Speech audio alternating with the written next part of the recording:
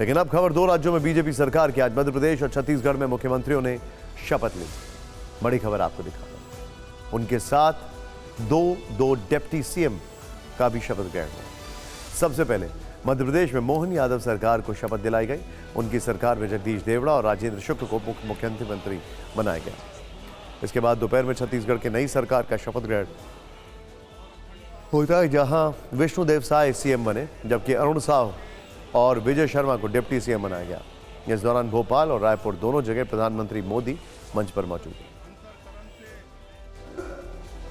राजस्थान में अभी शपथ ग्रहण बाकी है, लेकिन इन तीनों राज्यों में सीएम और डिप्टी सीएम के चुनाव में जिस तरह से जाति समीकरण साधा गया है, उसे पीएम मोदी के 2024 प्लान का हिस्सा माना जा रहा है।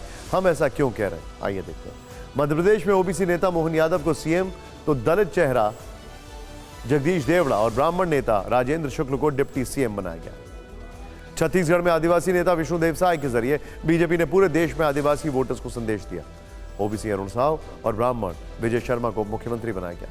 राजस्थान में बीजेपी ने ब्राह्मण भजन लाल शर्मा को मुख्यमंत्री बनाकर सवर्ण जातियों को भी बड़ा मैसेज दिया।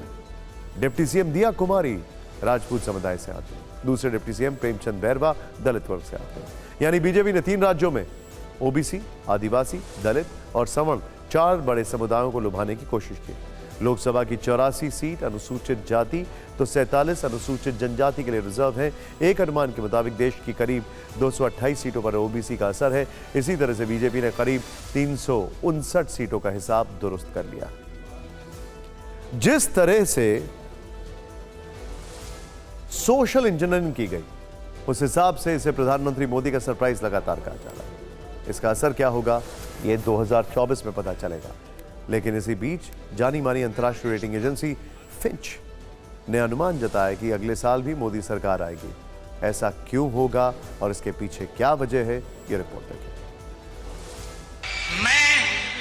मैं डॉक्टर मोहन यादव, मैं जगदीश देवड़ा, मैं राजेंद्र शुक्ला भारत के संविधान के प्रति सच्ची श्रद्धा और निष्ठा रखूंगा। मैं विष्णुदेव साय, मैं अरुण साव, मैं विजय शर्मा विधि द्वारा स्थापित भारत के संविधान के प्रति सच्ची श्रद्धा और निष्ठा रखूंगा। लोकसभा चुनाव में अब 3 महीने बचे हैं, लेकिन मध्य प्रदेश, छत्तीसगढ़ और राजस्थान की ये तस्वीरें बताती हैं कि इसकी तैयारी प्रधानमंत्री नरेंद्र मोदी शुरू कर चुके हैं।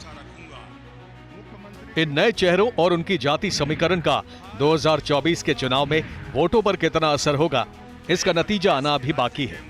हालांकि 3 राज्यों में मिली इसी जीत को 2024 में मोदी सरकार की हैट्रिक की बुनियाद माना जा रहा है। अंतर्राष्ट्रीय रेटिंग एजेंसी फिच ने इसी रिजल्ट के आधार पर कल जो कहा, उसमें 2024 में बनने वाली सरकार की तस्वीर दिखी। फिच के मुताबिक हम ये मानते हैं कि अप्रैल मई में होने वाले आम चुनाव में मौजूदा सरकार भारत की सत्ता में फिर वापसी करेगी। व्यापक नीति जारी रहने की संभावना है। ये कयास फिच ने कल लगाया है। हाल ही में 5 राज्यों के चुनाव नतीजे आए, जिनमें 3 बड़े राज्य मध्य प्रदेश, राजस्थान और छत्तीसगढ़ में बीजेपी ने बहुमत हासिल किया। इसी वजह से घरेलू मार्केट में उछाल भी देखा गया। इसके पीछे उम्मीद यह है कि अगले साल मोदी सरकार केंद्र में जीत की हैट्रिक लगा सकती है। हाल ही में फिच की तरह रेटिंग एजेंसी नोमुरा ने भी यही अनुमान जताया। चुनावी नतीजों के आधार पर नोमुरा ने बताया, बीजेपी और पीएम नरेंद्र मोदी के लिए अपार समर्थन है। आम चुनाव से पहले अब तक कराए गए ओपिनियन पोल में यह दिख रहा है कि बीजेपी क्लीन स्वीप करेगी। हालांकि विधानसभा चुनावों के नतीजों का असर लोकसभा चुनाव पर कितना पड़ेगा, यह अगले साल ही पता चलेगा। एक तरफ जहां 2024 में प्रधानमंत्री मोदी की तीसरी बार वापसी का अनुमान है, तो वहीं दूसरी तरफ इंडिया गठबंधन में तकरार कम होती नहीं दिख रही है। बिहार के सीएम नीतीश कुमार आज एक कार्यक्रम के सिलसिले में शिवहर पहुंचे। इसी दौरान वहां मौजूद लोग प्रधानमंत्री पद के लिए नीतीश कुमार के समर्थन में नारे लगाने लगे। हालांकि नीतीश ने कुछ नहीं कहा और सबका अभिवादन करते हुए आगे निकल गए।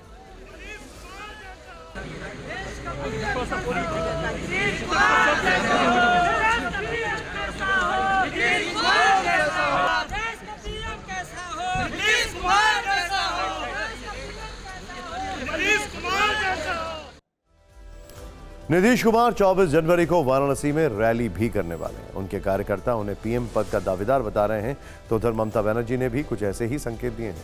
ममता का कहना है कि देश का नेतृत्व तो बंगाल करेगा, यानी एक तरह से उन्होंने भी खुद को प्रधानमंत्री की रेस में बता दिया है। हम इंडिया को लीड करेंगे, हमारा बंगाल से सब देश को लीड करेंगे और सबको हम मर्यादा देंगे, सबको लिए काम करेंगे। ममता का यह बयान ऐसे समय में आया है जब 19 दिसंबर को विपक्षी गठबंधन इंडिया की दिल्ली में बैठक होने वाली है।